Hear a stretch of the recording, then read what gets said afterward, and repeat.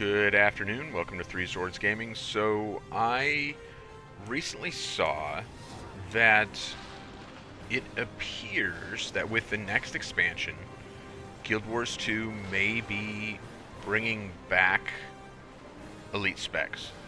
This comes as a great surprise to me, not in a negative way. I felt like elite specs were an important part of what expansions were, and while I understood that they weren't sustainable forever, I thought it was a shame to see them go. So if there is an opportunity to bring them back, then I wholeheartedly welcome that. But I do have some questions and some theories, and I wanted to examine those real quick. So we'll do that while I poke around grabbing Bloodstone, I suppose. And we'll kind of talk about some of that. And I want to start out by examining some of the issues. Now, what I'm not going to do is like show the 4 symbols that they've revealed thus far on Twitter and then speculate as to like which class those might belong to and how they might function. That is fun stuff, but not something that I'm looking to get into right now. That would be more fun when I think all 9 are revealed. But of course, there won't be much time between when all 9 are revealed and then they reveal it. So that'll be a little bit tough. But what I do want to do is start out with the question of hero points, right? So an elite spec traditionally has required 250 hero points in order to fully unlock it. So when we come over here, Reaper required 250, right there. Scourge 250, Harbinger 250, Harbinger. And then which this character has done, this character has all the hero points that are available in the game as far as I know. So if you have all of them, correct me if I'm wrong, you should end up with 445 in excess, which is an incredible amount. And certainly enough for an elite spec if that was the route they wanted to go. They could say, hey, there's an exorbitant amount of of hero points throughout the game, so you're just going to have to go grab a bunch of those and unlock an elite spec. That, for me, is real problematic, though, in the sense that traditionally they have, by and large, avoided a situation where you need content, or rather, you need a previous expansion to unlock content from a current expansion. And I agree with their desire to avoid that. I think if you had to have Path of Fire, you had to have End of Dragons to enjoy something in Secrets of the Obscure or Janthier Wilds, that would be a negative thing. Now, certainly, Janthier Wilds had the potential to be somewhat more enjoyable if you had those expansions, because you had the Sky Scale available. Well, Sky Scale was given to some degree in Soda, but having things from previous expansions did make content in later expansions more accessible, more enjoyable. Sure, I don't have a problem with that. But nothing was blocked off, which is why they made a point of making Sky Scale accessible in Secrets of the Obscure, because it was a big part of that expansion, so they wanted to make sure that everyone could get it one way or the other, so they introduced a second acquisition method for it. I'm not sure that one is better than the other, but that's also not the point of this current conversation. So, however we unlock these new specs, I think 100% it's going to have to be something out of the expansion that introduces these specs. Could they introduce 250 hero points or more in this new expansion? Well, sure, they could. But But I'd also like to point out that they would likely have to do that in the first 2 maps. They could do a different map release sequence than they did with Secrets of the Obscure, Janthir Wilds, but I find that somewhat unlikely. I think probably the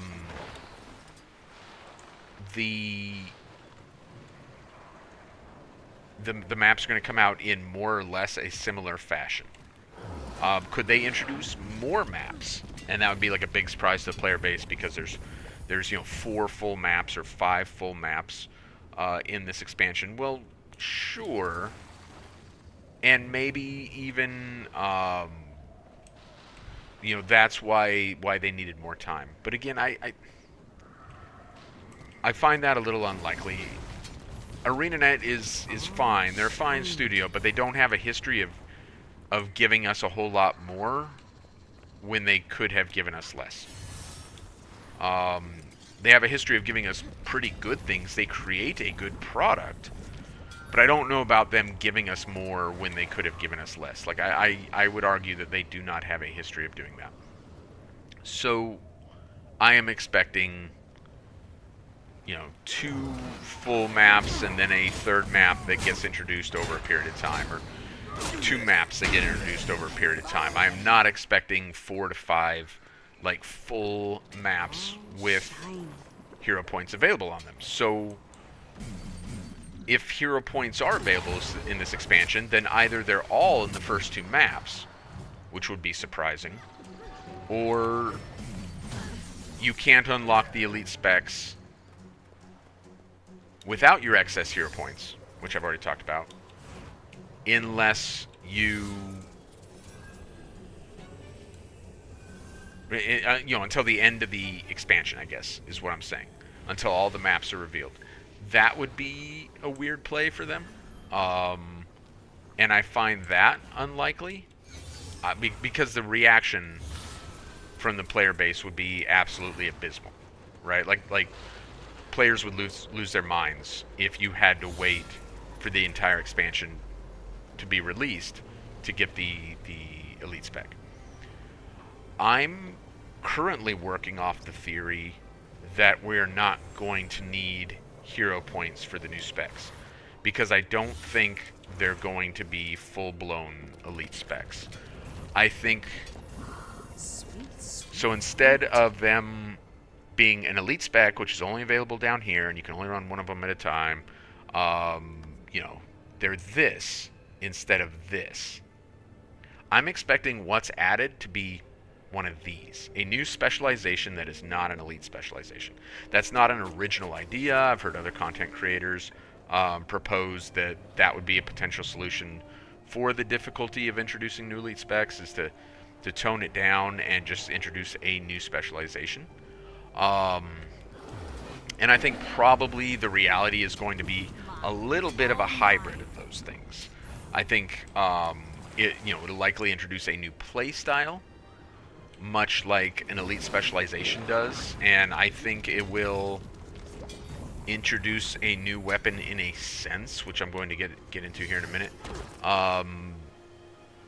like an elite spec does, but I don't think it's going to be a full elite spec, if that makes any sense, because it will, well, let's get into that next piece. So they also have both a balancing problem and a weapon availability problem when it comes to introducing another elite spec, right? Warrior is just plain running out of weapons. So there is that, right? In addition to that, balancing with the new, and quite frankly, I was like really surprised that they introduced new weapons with Secrets of the Obscure, which they didn't introduce specs for. They just introduced those weapons, right? But that still was a great surprise to me, because I was concerned about their ability to balance that. Now they have, and maybe they feel like they have a good enough grasp on balance as a whole to tackle some new weapons.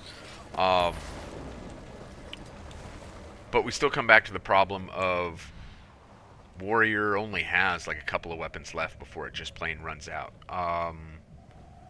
It doesn't have focus.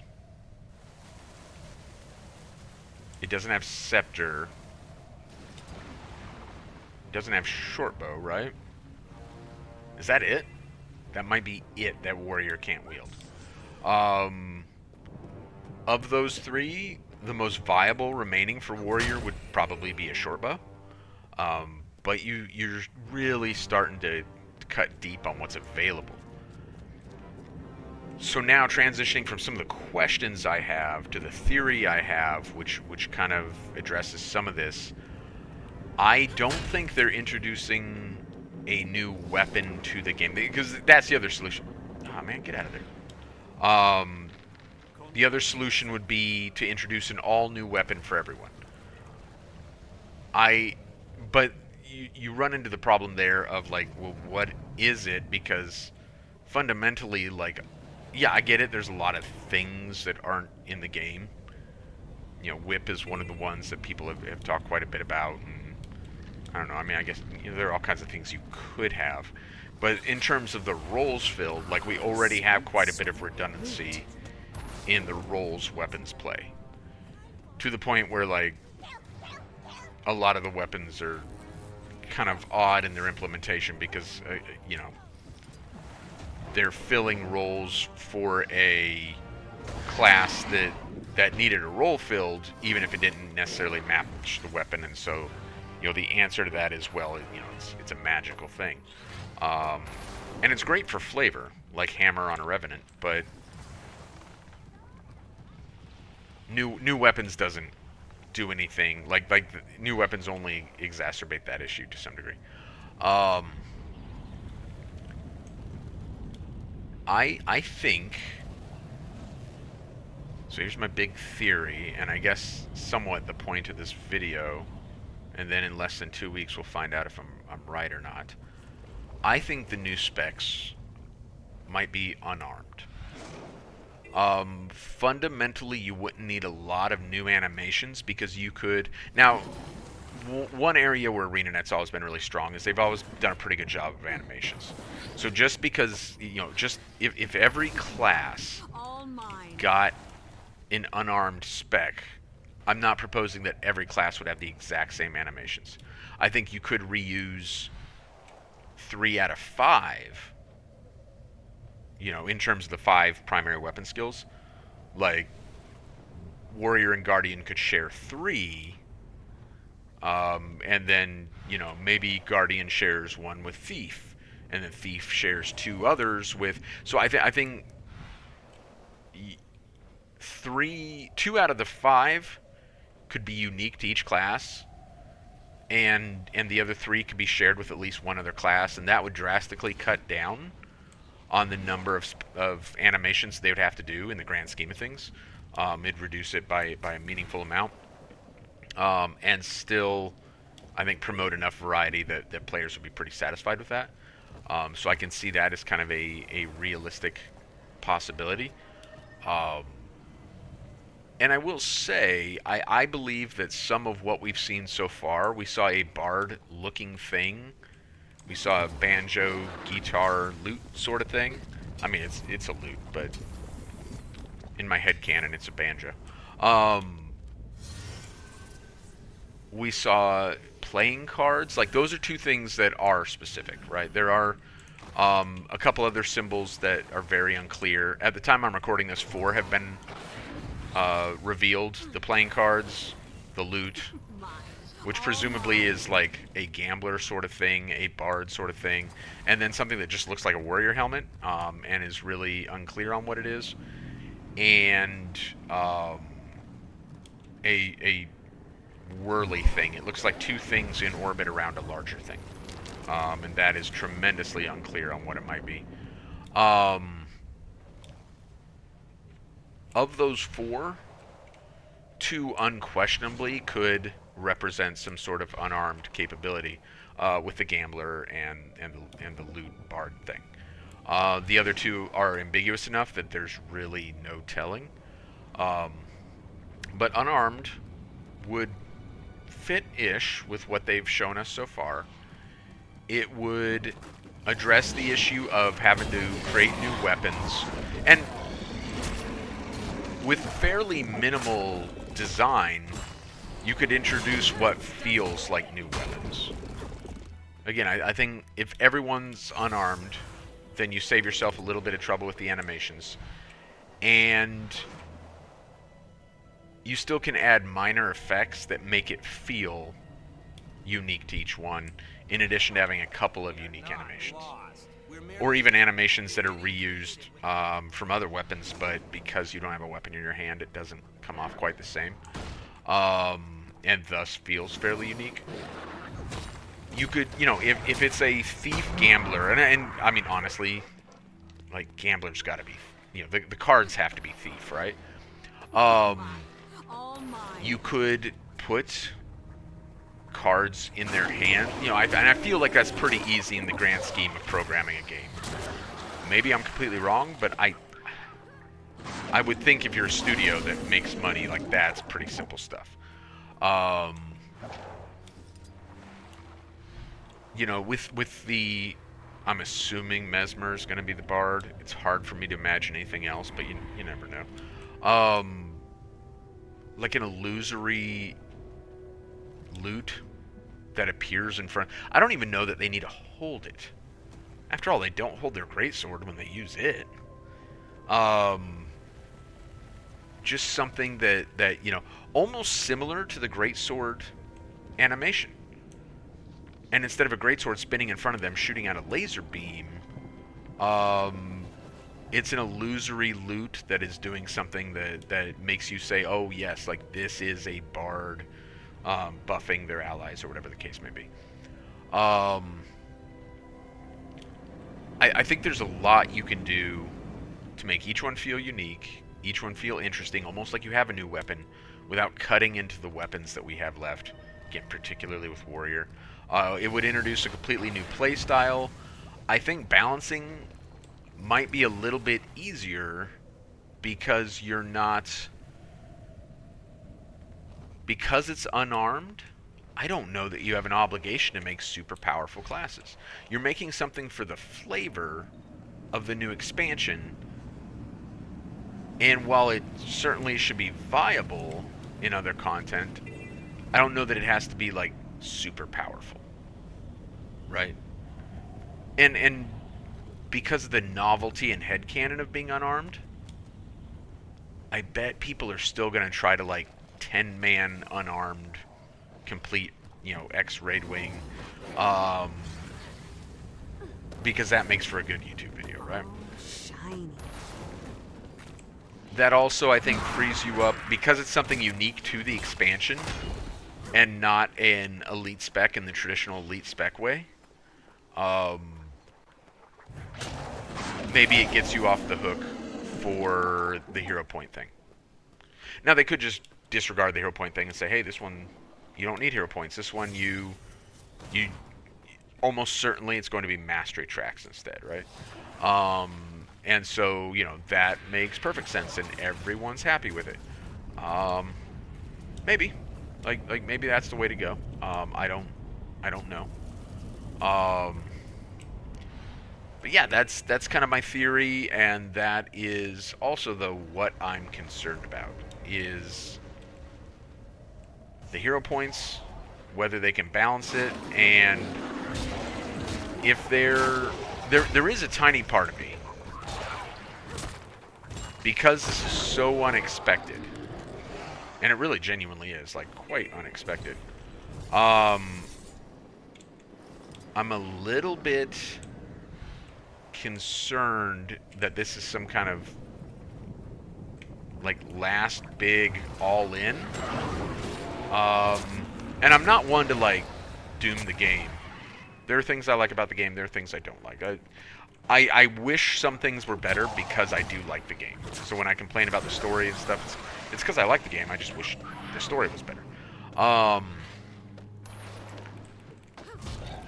I generally don't, you know, doom the game. And I don't want the game to just end. But this is a surprising investment in time and effort for them of particularly when we weren't planning on receiving elite specs, just to sell the next expansion. And I think that's doubly true when I'm very much assuming that they put in some work for like the homestead, right? Um, I hope they didn't let the homestead die as a Janthier Wilds only thing. Like that, that would be remarkably foolish, I think. But who knows? You know, I don't know. They've done stuff like that before. So we'll see how some of this kind of comes out in the wash. Um, Concerned about hero points, concerned about balance, concerned about weapons remaining, and my theory is that all 9 classes get an unarmed combat spec that isn't a full-blown elite spec, because it's not associated with a weapon. It's simply associated with not having a weapon. And each class has a somewhat unique way of just punching their way through enemies, undoubtedly using some sort of ancient magic that the Mersat once punched with or something. Um, and it's available because it will be a spec and not an elite spec. It's available to everybody, and not limited to, maybe not even limited to buying the expansion. Maybe it is available like even to free-to-play players. Um, Although more than likely it'll be locked behind a mastery track, right? So I am interested to see, and I guess we got about like 9 or 10 days, and we'll find out. So I'm pretty excited about that. Look forward to seeing what happens with it. Anyway, those are my thoughts on the issue, and yeah, we'll see what happens. You have a good one.